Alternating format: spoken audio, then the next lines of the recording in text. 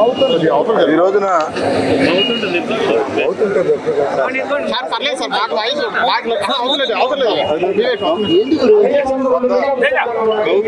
గారి విగ్రహం ఈ రోజున ఇక్కడ ప్రారంభించుకున్నాం. ఇప్పటం గ్రామంలో మొత్తం 3 విగ్రహాలని ఈ మెయిన్ రోడ్లో ప్రారంభించడం జరిగింది. ఇదే రోజు ఒకటి వంగవీటి మోహన్ రంగా గారిది, 2 వైఎస్ రాజశేఖర రెడ్డి గారిది, 3 గౌత లక్ష్మణ్ సర్దార్ గౌత లక్ష్మణ్. మరి స్వాతంత్ర సమర యోధులు గౌత లక్ష్మణ గారు, ఆయన చరిత్ర బీసీల కోసం, ఆయన మరి బలహీన వర్గాల కోసం చేసినటువంటి కృషి ప్రజలందరికీ తెలిసింది. అందుకని ఆయన సర్దార్గా ప్రజల్లో నిలిచిపోయాడు. అట్లానే వంగవీటి మోహన్ రంగా గారిని గురించి ప్రత్యేకంగా చెప్పాల్సినటువంటి అవసరం లేదు. చాలా పేద బలహీన వర్గాలకు సింహ స్వప్నంలాగా ఆయన జీవితాన్ని మొత్తం కూడా మరి చిన్నప్పటి నుంచి రాజకీయ జీవితం మొత్తం కూడా అదే రకంగా ఆయన కొనసాగించినటువంటి పరిస్థితులన్నింటినీ కూడా మనం చూసాం.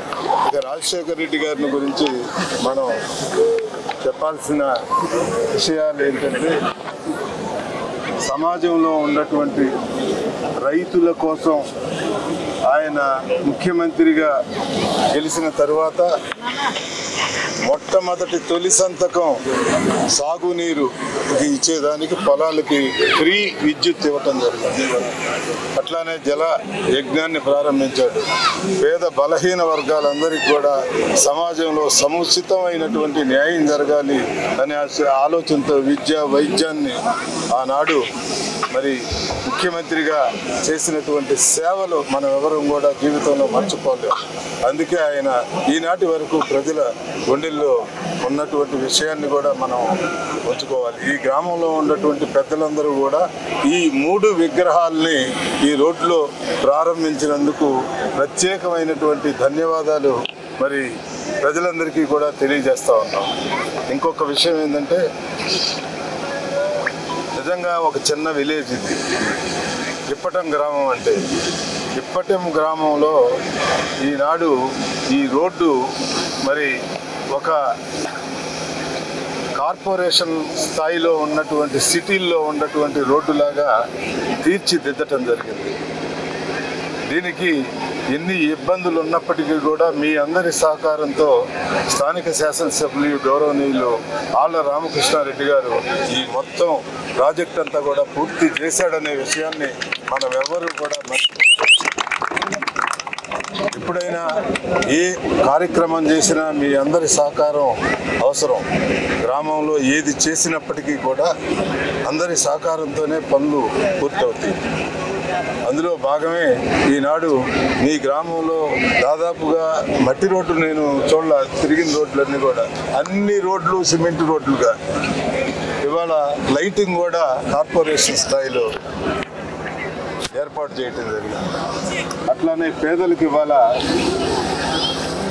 వైఎస్ జగన్మోహన్ రెడ్డి గారు రాష్ట్ర ముఖ్యమంత్రి వర్యులు ఈనాడు 40 ఇళ్ళు వాళ్ళకి సెంటున్నర స్థలాలు ఇచ్చి 1,80,000 రూపాయలు డబ్బులు ఇచ్చి పూర్తిగా గృహ నిర్మాణాలు చేసి వాళ్ళందరికీ కూడా భూ హక్కు పత్రాన్ని రిజిస్టర్ చేసి వాళ్ళకి ఇచ్చేటటువంటి కార్యక్రమాన్ని చేశారు. గతంలో ఏనాడు కూడా ఇలాంటి పరిపాలనా విధానాలు జరగల.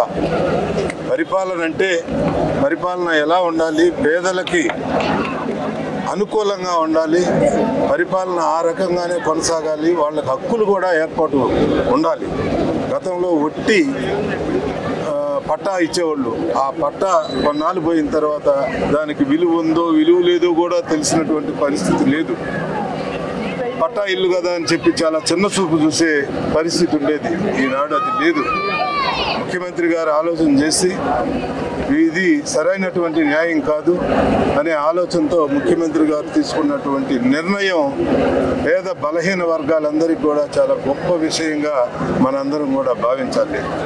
ఇంకొకటి ఏంటంటే, రాష్ట్ర ముఖ్యమంత్రి పరిపాలనా విధానం అంతా కూడా పేదరిక నిర్మూలన, పేదవాళ్ళు సమాజంలో ఇబ్బందులు పడకూడదు, వాళ్ళ జీవితాలన్నీ కూడా సక్రమంగా సమాజంగా అందరితో సమానంగా ఉండాలి, వాళ్ళు కూడా గర్వంగా జీవించాలి అనే పరిపాలన కొనసాగుతూ ఉంది ఈనాడు.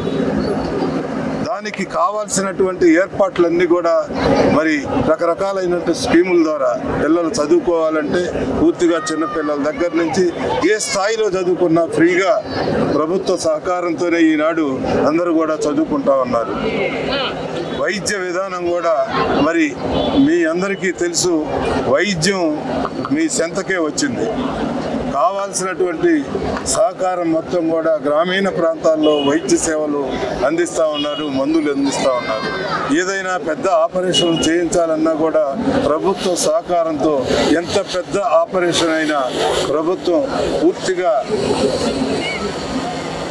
ఈ యొక్క ఆపరేషన్లన్నీ కూడా పూర్తి చేసి వాళ్ళని ఇంటికి తీసుకొచ్చి మందులు కూడా ఇచ్చి కావాల్సినటువంటి సహకారం కూడా అందించేటటువంటి పరిస్థితి ఈనాడు రాష్ట్ర ముఖ్యమంత్రి జగన్మోహన్ రెడ్డి గారి పరిపాలన విధానం అంతా కూడా ఆ రకంగా చేయగలుగుతా ఉంది. అంతకన్నా కావాల్సినటువంటిది కూడా మరొకటి ఉండదు.